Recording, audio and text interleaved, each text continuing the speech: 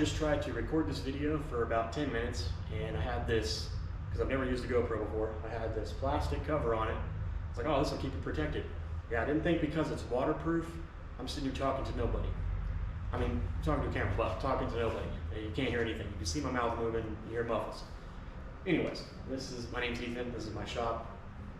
Started a YouTube channel, Lazy E's Garage. It's kind of been that way. I've had that name for a while, I just kind of come up with it. One of the shops I worked at before, I was pretty quick, and this old guy just called me Lazy E, just because I was always fast. It was like a plan, whatever. But, so it kind of stuck, and I've had that as my YouTube channel for a while. I just have never put any videos on. I have a short of my Trailblazer, which I still own. Got a different cam. I'll make a video of that one day. It's not here right now. I brought my truck. I had to haul some stuff. But, this is just an intro video. Show my shop. Show what I'm working on. Well, some of my shop, it's an absolute mess in here. I try to clean up a little bit, but sometimes I let it get to, too bad. But trying to get better with that, cleaning up after myself, so I can find stuff and not get angry when I can. But we all got stuff to work on. So I'll show you around the shop, what I got going on. All right, so this is the main project of the car. I know a lot of guys that are watching this have probably seen pictures of it on my Instagram, but it's a 56 Chevy 210. It's getting this here. It's a LS. Surprising, but this is a 370. It's a 6-liter, Gen 3 6-liter. It's been bored 30 over, I think. Just cleaned up the bores, and they look pretty. But this was put together about 7, 8 years ago. It was gonna go in this car. It's my 84 Monte Carlo. It's going to my cousin now. He's gonna build it up. Showing him how to build cars. But we like our LSs here, as you'll see. I'll show you some of the 2 other cars around here that they're not mine, they're friends of mine, but they both have LSs in them. LSs are cheap and easy power. I know it's not something different that a lot of people do, but yeah, this is the 56. It's a pretty clean car. It's not got a lot of rust on it. The story behind it's pretty cool. The name of this car is Hell or High Water. The guy I bought it from was in the Air Force. He was deployed in the Philippines in the 70s, I believe, late 70s. And he bought it from the Filipino Constable of Police. He had it, I think it was cherry red. No, I think it was green. I don't know, I have to look at the tag again, I can't remember.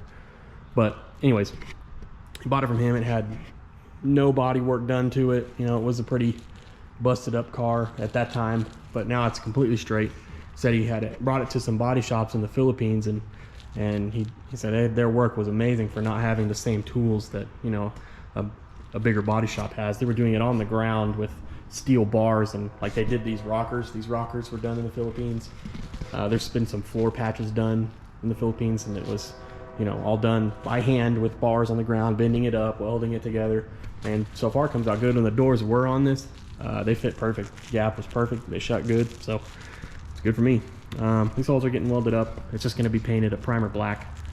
It's epoxy primer black. I'm getting some art done to it, like old Gasser style, to say Hell or High Water there. But so far I've just kind of done some suspension stuff.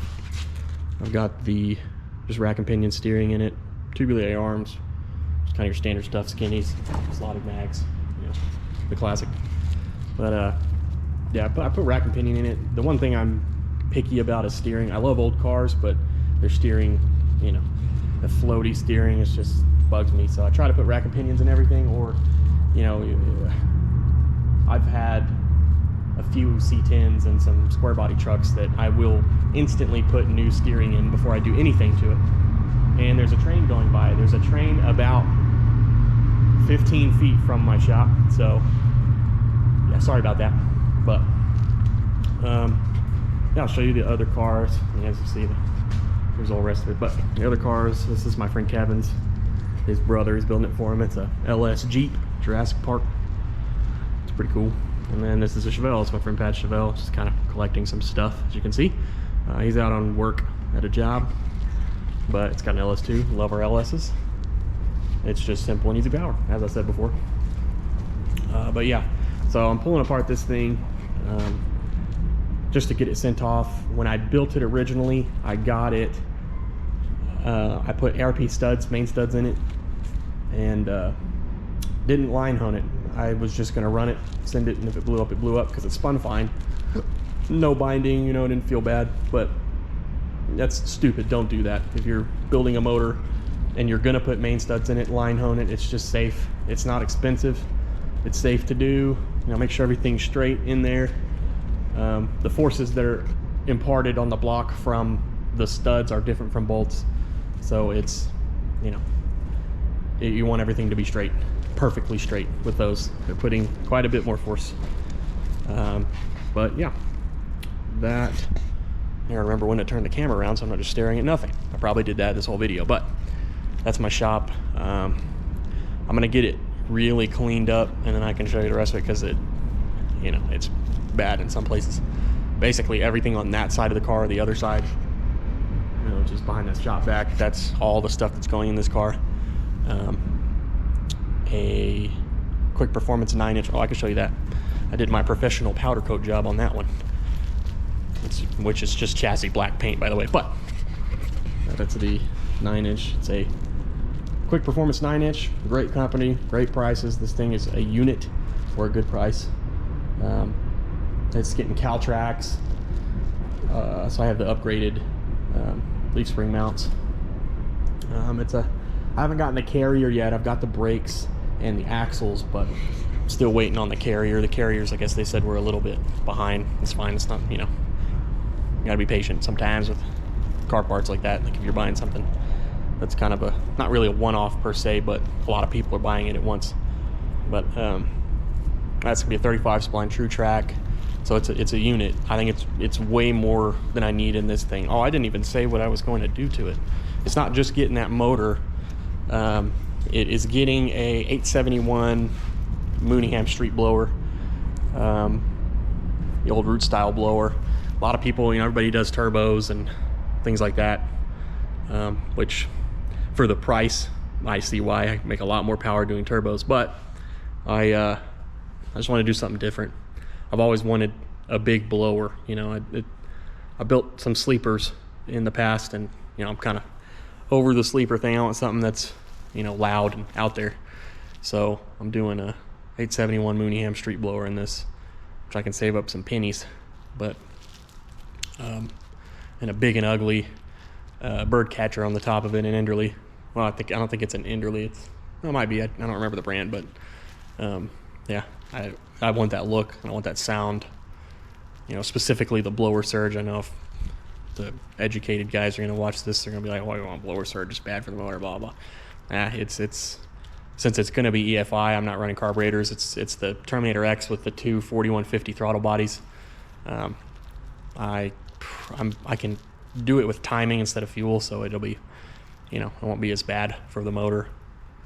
But you know, I want that sound that's important to me, that old school blower surge sound.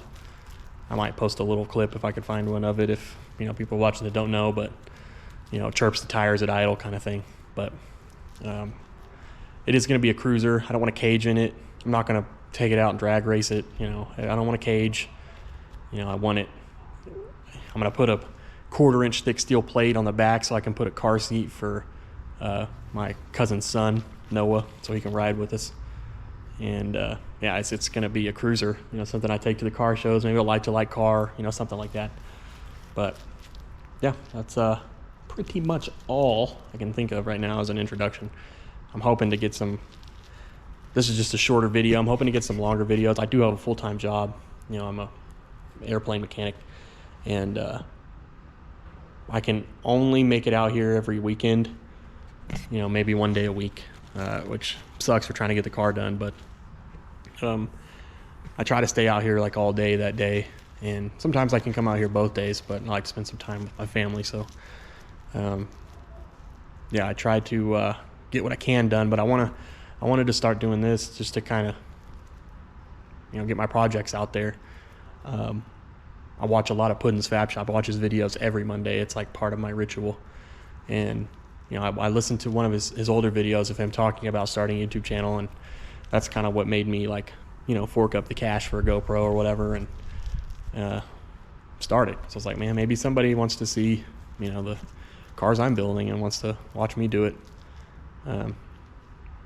But yeah, I'll try to get some other people out. You know, I have my cousin that comes out. He helps me a lot on these cars, and some other friends, good friends that I have that help me out when I need it. Next weekend, actually, I'll probably have quite a few people out here. Originally, I wasn't going to pull this car off of the frame. I was just going to paint it on it. But, man, it's like 6 bolts, and there's no wiring in this car. It's bare. There's 6 bolts in it. It'd be so much easier and time efficient to be able to take the body off, send it off to paint too. My friend Earl's painting it. Send it off to paint too, have it painted, and be able to just have the rear end or the whole frame out. That'll make the rear end install easier. That'll make painting this frame easier, getting it cleaned up and painted, brake lines, fuel lines, gas tank, all that stuff. It'll be night and day easy. And then I can have the frame painted, you know, and done like I want to. The body, I'm just gonna, you know, it's not trying to be a show car. It's just gonna be flat primer black. But Earl's done, you know, good. It's like super clean. He's got the fenders and doors done and the trunk lid done now. So I might send him the hood, but I'm not too sure yet. I know that blower won't fit under the hood for sure, 100%. But if I did want to do drag and drive with this car, and I do want a hood for that, obviously. So I was thinking of doing something like Mike Finnegan's Blasphemy. You know, I'm sure if you're watching this channel, you've probably seen his 55. And he has like a plexi cover over the blower. And I think kind of want to do something like that. It won't be too bad with the bird catcher, but that, you know, if I'm driving in the rain and all that stuff, I want that everything to be covered. And the fenders, I'll have to figure something out about that. I want to do like I guess I'll have to look at I might look at what Finnegan did again, but under his hood for the fender liners, because I do want like, you know, fender well headers, like the old school kind of look where it comes out the side. So, but I want to have some coverage in there, you know, from water and things like that, flicking up water and whatever if I'm driving long distances for drag and drive stuff. But yeah, I've been rambling now for, it's like 11 minutes. It's crazy. So if you can make it through this, I think you'll like my videos. If not, sorry, I can start talking. It's always the beginning that's hard for me to begin the video, but then you just, you know, I'll be talking for 30 minutes. So, but yeah, just wanted to make this quick intro video, and hope you guys come back, watch some videos. I want to try to have kind of like Puddin does it, where he has about an hour-long video every week, you know, and just get some good footage during that time, that one day that I can work on everything. There's another reason I kind of started this video or this YouTube channel, is because I can be kind of scatterbrained when it comes to this. I can start on one thing. I'm dying. I can start on one thing and then move to something really quickly and not finish.